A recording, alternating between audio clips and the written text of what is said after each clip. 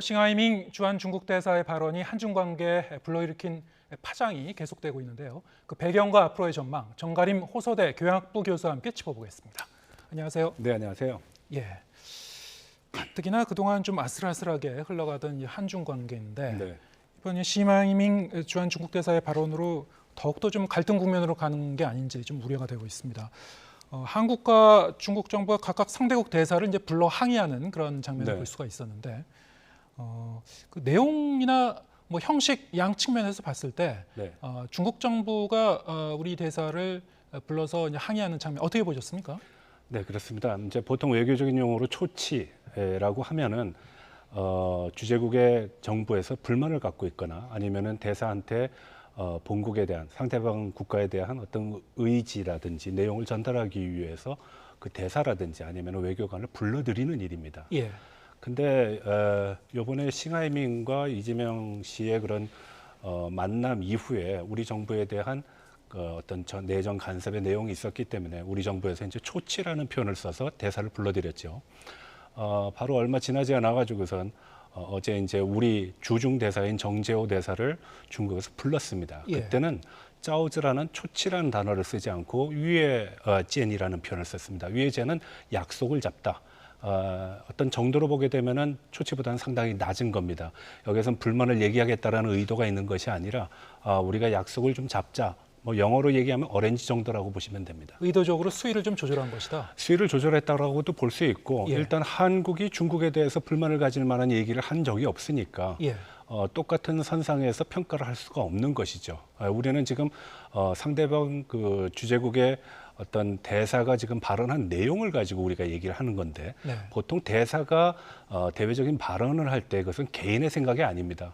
보통 본국의 훈령을 받아서 하는 거고 또 예. 이번에도 화면을 보셔서 아시겠지만 자료를 읽었거든요. 그건 개인적인 생각이라고 보면 안 됩니다. 중국의 의지가 담겨져 있고 중국 외교부의 어떤 내용이 전달된 것이라고 보셔야 되는 겁니다. 예. 한국 정부는 이 외교 차관이 상대국 대사를 이제 불러서 항의를 했는데 네. 중국 정부 같은 경우에는 차관복급이 불러서 네. 항의했습니다. 네. 뭐 약속해서 이제 얘기를 한 것이다 이렇게 이제 표현을 하셨습니다만 어쨌든 그 차관급이라는 것과 차관복급이라는 그 차이가 있거든요. 이것도 어떤 의도가 담긴 겁니까? 보통은 상호주의의 측면에서 대등한 수준에서 그 격을 맞추는 것이 일반적입니다. 예. 근데 지금의 상황은 우리가 조금 좀 다르게 볼 필요가 있습니다. 내용과 한국의 불만 그리고 접속국에 대한 상대방 국가의 대사가 표출한 어떤 내용들이 어떠한 파장을 일으키고 있는 거에 대한 수위 조절은 당연히 중국 측에서 해야 되는 것이고요. 예. 그런 측면에서 보면은 뭐 차관보가 나왔다라고는 하지만 그 격에 대한 어떤 내용에서 격을 낮췄다라고는 전 생각하지 않습니다. 개인적으로는 충분히 그 수준은 맞췄다라고 보는 시각입니다. 예. 이 모든 파장과 갈등의 이 도화선이 됐었던 싱하이밍 중국 대사의 발언 지난 8일에 나왔죠. 이재명 더불어민주당 대표를 만난 자리에서 한 얘기인데 우리 정부 외교 정책에 대해서 상당히 좀 직설적인 비판을 했습니다. 배팅이라는 그런 단어도 썼고요. 네. 중국의 실패에 대해서 배팅하는 쪽은 이제 후회할 것이더라고. 우리 입장에서 들으면 협박성 발언 아닌가 뭐 이렇게 들을 수도 있는 그런 그 내용인데 어떻게 들으셨습니까? 국가와 국가 관계의 어떤 언어적인 행위, 교류 과정에서는 상호 평등한 공정성, 형평성 이거를 굉장히 강조합니다. 국가의 크기를 따지지 않고 국가의 규모를 따지지 않습니다. 그런 측면에서 보면은 중국 대사의 발언은 선택한 단어라든지 내용 자체가 상당히 자극적이고 그리고 상명하달식의 어떤 관계 평등성은 존재하지 않는다라고 보시는 것이 맞습니다. 예.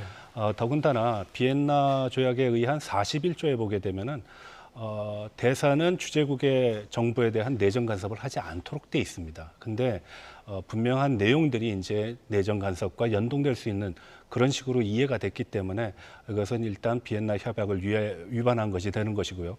거기에 대해서 우리도 굉장히 민감하게 반응을 하는데 보통 페르소나 크레타라는 표현을 많이 쓰는데 이제 라틴어로 환영받는 사람입니다. 그 중간에 논이라는 단어가 들어가면 환영받지 못하는 사람, 추방을 할 수 있는 것이죠. 이 추방의 의미를 가지고 싱하이밍 대사를 추출을 해야 된다. 라는 얘기를 지금 많이 하고 있는데 이유는 분명히 있다. 그리고 이 상황에서 우리의 어떤 태도도 충분히 고려될 수 있다라고 저는 개인적으로 생각합니다. 예. 그럼 싱하이밍 대사를 이번 발언을 계기로 해서 추방하는 조치까지도 현실성이 있는 얘기라고 지금까지 싱하이밍 대사가 한국에서 활동한 면면을 보게 되면은 그분이 한중 관계를 증진시키기 위해서 오신 분인지 한중 관계에 대해서 마치 어떤 지시나 지도나 아니면은 불만을 표출하기 위해서 온 것인지 불분명한 경우가 굉장히 많습니다. 예를 들어서 취임식에서 대만 대표는 부르지 말아라 하고 얘기를 했고요. 네.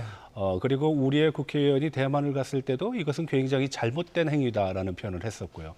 그리고 이거는 분명히 그 대사 개인의 문제뿐만 아니라 중국 외교부의 어떤 언어 행위에도 굉장히 큰 문제가 있습니다. 잘 아시다시피 4월 22일 날 중국 외교부에서는 우리나라 대통령께서 대만 해협의 어떤 물리적인 문제로 인해 가지고선 어떤 세력 구도가 바뀌거나 질서가 바뀌는 것을 반대한다라는 말씀을 하셨는데 이것은 유엔에서 기본적으로 이해가 되는 부분으로서 규정이 되어 있는 부분입니다. 근데 중국은 일국 양제 그리고 하나의 중국이라는 원칙을 근거로 해서 대통령을 비난을 했는데요. 그때 사용한 단어들이 입에 담을 수 없을 만한 단어들입니다. 뭐 좀 쉽게 설명하면 나불대지 말아라라고 얘기한 적도 있고 불을 갖고 노는 자는 불타 죽을 것이다 라고 얘기한 적도 있습니다. 이게 과연 한 국가, 책임 있는 대국을 지향하는 국가의 외교부에서 할 수 있는 얘기인지 잘 모르겠습니다. 아무튼 최근에 중국 외교를 보게 되면은 외교부는 굉장히 매파적인 성격을 띠고 있고 오히려 매파적인 성격을 띠어야 되는 국방부에서는 비둘기파적인 성격을 띠고 있는 것이 특징적인 내용이라고 볼 수 있겠습니다. 네. 싱하이밍 대사의 입에서 나온 그 배팅이라는 단어 자체가 사실 따지고 보면은 과거에 지금의 이제 바이든 대통령이 부통령 시절에 우리나라를 방문했을 때 했었던 그 배팅이라는 단어를 쓴 그 발언이 또 있었는데 그 부분에서 좀 따온 것이다 이렇게 이제 볼 수도 있겠죠. 물론 그렇죠. 여러 가지 개연성을 고려했을 거고 경험적인 사례들을 충분히 숙지를 하고 만들어진 훈령이라고 저는 봅니다. 바이든 대통령이 지금의 신분이 아닌 과거에는 개인의 사적인 의견 혹은 미국 조야의 전반적인 어떤 분위기를 전달하는 측면에서 발언한 내용이라 그러면은 지금 싱하이밍 대사의 발언은 본국 훈령을 받아서 하는 것이라고 봐야 되는 것이거든요. 격이라든지 내용 면에서의 어떤 배팅이라는 단어를 썼다고 해가지고서 우리가 그 한 단어에 너무 집착할 것이 아니라 전반적인 격 그리고 상황적인 내용을 판단해야 되고 그리고 과거의 사례들을 우리가 연관지어서 좀 살펴볼 필요가 있습니다. 지금 이 대사의 발언 자체가 중국 정부와의 어떤 치밀한 조율하에 나온 그 발언일 것이다. 훈령입니다. 이런 이제 훈령일 것이다. 그런 말씀이신데 그렇게 보시는 그 근거는 대사는 개인적인 활동을 하는 그런 사람들이 아닙니다. 철저하게 국가에서 지시한 내용을 가지고 활동을 하는 것입니다. 그리고 그 자리에서 이재명 대표와의 만남의 자리도 그거는 굉장히 정치적이고 외교적이고 그리고 어떤 뭐 국가와 국가의 관계의 연장선상에서 파악해야 되는 문제지 그것이 그냥 아는 사이다. 그래서 사적인 측면에서 해석하는 문제가 아닙니다. 또한 우리가 생중계로 잘 보셔서 아시겠지만 상당한 분량의 내용을 이미 준비를 해갖고 왔습니다. 외교적인 프로토콜에 의하면은 어떤 내용, 어떤 형식, 어떤 진행을 할 것인지에 대해서 사전에 다 얘기가 돼야 되는데 아마 그 정당 쪽에서 거기에 대한 면밀한 조사가 없었던 것으로 보입니다.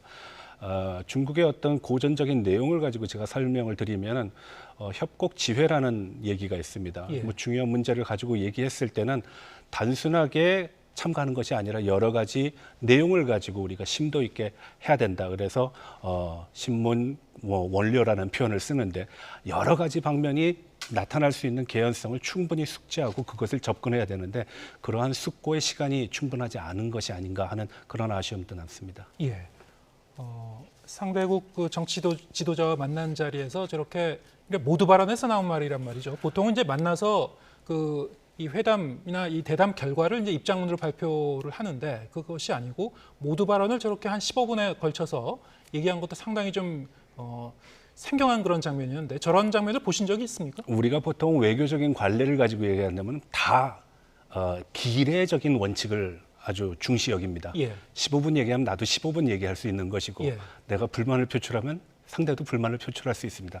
그렇지만 마지막에 그것을 표현하는 결과론적인 어떤 성명을 내거나 했을 때는 굉장히 완곡한 표현을 쓰거든요. 네. 내용 자체도 완곡한 표현이 존재하지 않았을 뿐더러 일방적인 어떤 발언에서 지금의 심각성이 있다라고 저는 봅니다. 예. 그렇기 때문에 더욱더 상당히 좀 이례적인 그런 그 장면이었고 이 모든 것이 이제 이 중국 정부의 어떤 의도가 담긴 것이다 이런 네. 시각인 것이고 그런데 싱하이밍 대사 자체가 이제 한국어가 상당히 좀 유창한 편이죠.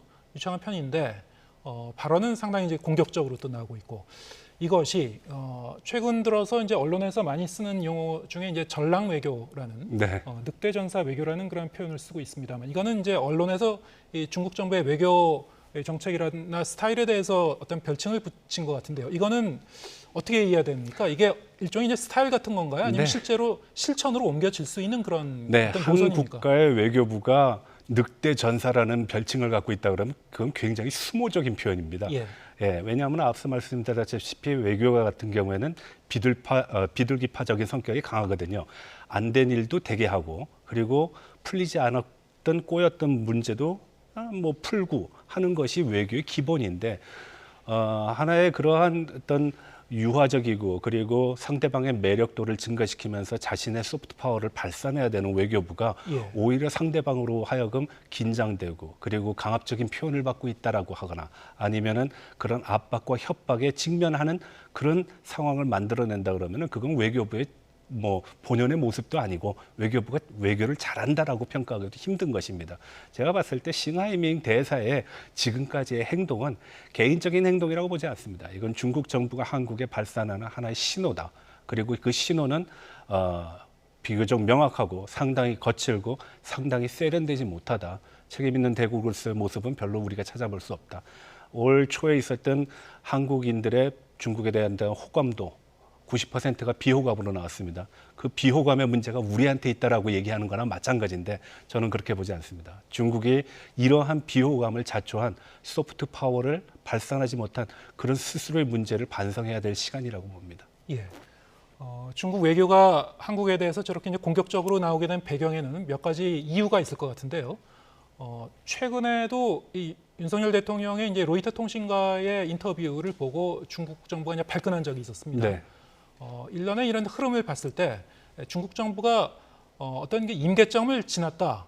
자기들 입장에서 참을 수 없다. 이렇게 생각하게 된 어떤 결정적인 계기라든가 어떤 그 여러 가지 복합적인 원인이 있는 겁니까? 전 어떻게 불안함과 초조함이라고 봅니다. 예. 불안함이라는 거는 과거의 한미 관계가 지금같이 공고한 모습으로 나타나지 않았다라는 것이고요. 그리고 이웃국가인 일본과의 관계가 소원했는데 지금은 이웃국가의 관계가 굉장히 긴밀해지고 있다라는 거. 그러므로 인해 가지고선 한미일의 어떤 개별적인 동맹 관계가 더 강화되고 있다라는 거는 중국의 입장에서 보면은 동북아의 영내 구도를 주도하거나 그리고 관리하는 데 있어서 상당히 부담스럽다라는 것이고요. 그리고 한국의 위상이 과거보다 상당히 증가했다. 이러한 증가한 위상 속에서 과거에는 한중 간의 양국 간의 문제 혹은 동북 간에 국한되었던 국제적인 이슈를 한국 스스로가 국제적으로 펼쳐 나갈 수 있고 투사할 수 있는 그런 역량을 발휘하고 있었다라는 것에 대해서 중국이 굉장히 불안하고 초조하고 그리고 불만족스러워하는 것 같습니다. 네. 한미일이 서로 공조해서 점점 더 이제 밀착돼가는 그런 부분 그리고 뭐 공급망 재편이라든가 뭐 외교, 안보, 경제 여러 가지 측면에서 중국이 좀 초조해하고 있다 이런 해석이시군요. 네, 그렇습니다. 뭐 경제적인 측면을 간단하게 말씀드리면은 중국은 세계의 공장이라는 별명을 갖고 있습니다. 그리고 차세대의 세계의 어떤 산업이라든지 경제를 선도할 만한 기술력에 대한 주력을 굉장히 열심히 구사를 하고 있고요. 근데 중국과 비슷한 산업 구조를 갖고 있는 것이 또 한국입니다. 뭐 제가 흔히 뭐 외부에서 이런 표현을 쓰는데 BBC EV를 우리가 잘하고 있다. 이것이 중국이 강점을 갖고 있는 부분이기도 합니다. 첫 번째 B는 배터리고요. 두 번째는 바이오. C는 칩입니다. 반도체고요. 그리고 EV는 전기 자동차입니다. 이 모두를 생산하는 국가는 자본주의 국가에서 지금 한국밖에 없습니다. 그리고 사회주의 진영에서는 중국이 대표적이고요. 양국 간의 어떤 공급망에 있어서는 상당히 이렇게 겹치는 부분이 많습니다. 결국은 한국이 중국 견제는 한국의 산업에 대한 견제도일 수도 있지만 미국에 대한 견제도일 수 있고요. 그리고 한미일의 어떤 공고화되는 그런 어떤 그 관계를 타파하기 위한 그런 전략이라고도 볼 수 있습니다. 그래서 지금의 문제는 단순하게 이제 정치, 외교적, 안보적인 측면뿐만 아니라 경제, 사회, 문화적인 측면까지도 확산되고 있다. 한알령이 2017년 사드 이후에 발동됐고 난 후에도 지금까지도 우리는 한알령이 존재하고 있다라고 얘기하고 있거든요. 근데 중국에서는 한알령 자체를 부정합니다. 그런 적 없다라는 것이죠. 그렇지만 체감하는 거와 실질적인 상황이 우리는 일치함에도 불구하고 중국은 그것을 인정하고 있지 않습니다. 왜 그럴까요? 한국에 대한 견제라고 저는 봅니다. 예.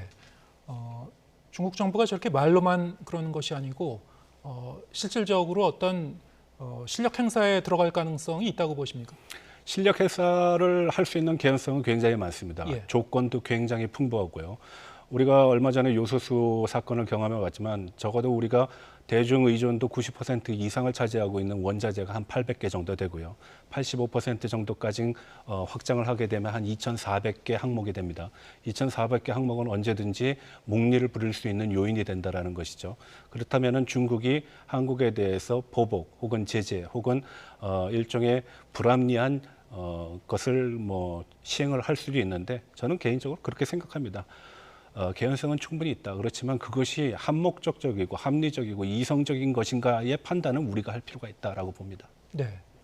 경제적 보복을 올해 안에 할 가능성이 있다고 보시는 겁니까? 그럼? 경제적인 보복을 하기 위해서는 좀 예. 명확한 어떤 주제가 있어야 되는데 명분이 있어야 되겠죠. 지금까지 그러한 내용은 크게 두드러진 것은 없다고 저는 봅니다. 예. 몇몇 발언에서 그것을 유추하거나 확대 해석하는 과정에서 나타날 수는 있습니다. 대만 해협의 현상 변경이라든지 아니면은 대만 문제를 가지고 하나의 중국 원칙, 일국 양제를 뭐 부인한다, 뭐 이런 식으로 얘기는 할 수 있을지언정 그것이 지금 명확하게 드러난 사례는 없거든요. 그래서 중국이 목리를 부린다 그러면은 보다 구체적인 어떤 명분이 있어야 될 텐데 그 명분 찾기가 중국 스스로도 쉽지 않을 겁니다. 예. 이 모든 흐름의 배경에는 근데 미중 갈등도 이제 자리를 하고 있는데요. 최근 들어서 이제 미중 관계에서 좀 미묘한 흐름이 나타나고 있습니다. 네. 미국이 중국 정부에 대해서 상당히 좀 각을 세우는 그런 모습이었는데 최근 들어서는 이른바 이제 디커플링이 아닌 디리스킹이란 말이 이제 나오기도 했습니다만 네. 미중 간에도 이제 고위급 회담을 통해서 이제 대화를 타진해 가려는 그런 움직임이 네. 나오고 있죠. 이건 어떻게 보고 계십니까? 지금까지 말씀드린 바에 의하면 우리가 상당히 많은 부분을 외교적인 측면에서 얘기를 했거든요. 외교라는 것은 적당한 텐션, 긴장도를 유지하는 것입니다. 매에 누이 좋고 매부 좋은 것만이 외교가 아닙니다. 때로는 불합리한 거에서 받아칠 수도 있어야 되는 것이고요. 때로는 건강한 긴장도를 유지하는 것도 외교의 중요한 부분입니다. 외교는 일도 양단해가지고 한 칼로 자르는 것이 아니라 항상 다음의 부분, 그리고 뒷부분, 그리고 미래의 부분을 모두 고려해야 되는 거기 때문에 미중 관계의 어떤 전략적인 경쟁이 지금 진행되고 있다고 해가지고선 미국이 중국을 무시하거나 아니면은 도외시하거나 아니면은 배척하거나 하는 행위는 외교적인 어떤 정답은 될 수 없습니다.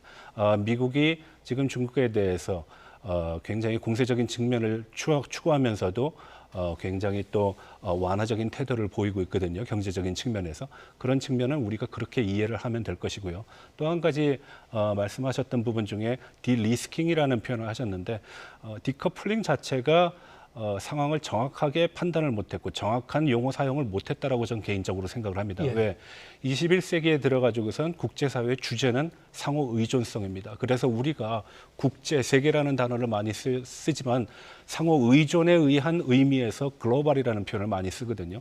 그 글로벌 상황에서 중국을 배제한다? 세계 공장을 배제할 수 있나요? 그렇지는 못한다. 현실적이지 못하다. 네, 예. 다만 그 위험도를 낮추고 서로의 피해를 최소화하고 그리고 더 개선된 부분으로 나가는 어떤 구상을 하는데 그런 협의를 할 대상으로서 중국을 찾는다 그러면은 디리스크라는 단어가 오히려 더 합리적이고 이성적이고 그리고 정확한 표현이라고 저는 생각을 합니다. 네. 미국 정부도 이 중국에 대해서 저렇게 어떤 그 실리를 챙기려는 또 다른 이제 움직임이 있습니다만 그렇다면 우리 정부도 나름대로 이제 실리를 챙기는 그 외교도 함께 병행해야 되지 않겠습니까? 어떻게 네, 보십니까? 맞습니다. 그건 뭐 두말을 할 필요가 없는 것이죠. 중국과의 관계는 분명히 계속 유지돼야 됩니다. 이것이 좋은 방향으로 가든 나쁜 방향으로 가든 나쁜 방향으로 가면 좋은 방향으로 바꿔놔야 되는 것이고요. 그리고 좋은 방향 속에서 나쁜 방향이 생겨나면 그것을 관리를 해야 됩니다. 보다 중요한 거는 지금 우리가 정치는 정치 안보는 미국 그리고 경제는 중국이라는 표현을 많이들 쓰는데 이것은 국가 간의 관계를 일도 양단하는 그런 표현이라고 저는 생각합니다. 지금과 같은 상황에서는 상당히 유연하고 그리고 포괄적이고 다양성을 추구를 해야 되거든요. 그런 측면에서 한국이 선도할 수 있는 부분, 그것이 외교적인 영역이 됐든 아니면 경제적인 영역이 됐든 그러한 입장을 분명히 나타낼 필요가 있고요. 두 번째로는 합리적이고 평등한 관계를 유지해야 됩니다. 일국의 대통령이 상대방 국가에 가가지고선 혼밥을 몇 끼씩 먹는 거 합당하지 않습니다. 그리고 매를 맞는 기자가 나오는 것도 합당하지 않습니다. 그래서 저는 양국 관계가 지금까지 30년의 길을 걸어왔지만 적어도 최근 10년의 관계는 굉장히 좀 비이성적이었고 비합리적이었고 비대칭적이었다라고 생각을 합니다. 그래서 이번 기회를 빌어서 합리적이고 공정하고 그리고 대칭적인 관계 유지를 위한 방안을 아주 철저하게 모색을 할 필요가 있다라고 생각을 합니다. 네. 이 복잡한 정세 속에서 우리가 어떻게 이제 대중관계를 가져갈 것인가, 이 외교가 점점 더 이제 고차방 정식이 돼가고 있어서요. 네. 예, 전문가분들 사이에도 상당히 좀 해석이나 어떤 게 방향성이 엇갈리는 측면도 있고, 우리 다 함께 좀 여러 가지로 논의해보고 고민을 해봐야 될 것 같습니다. 지금까지 정가림 호서대 교양학부 교수와 함께했습니다. 고맙습니다.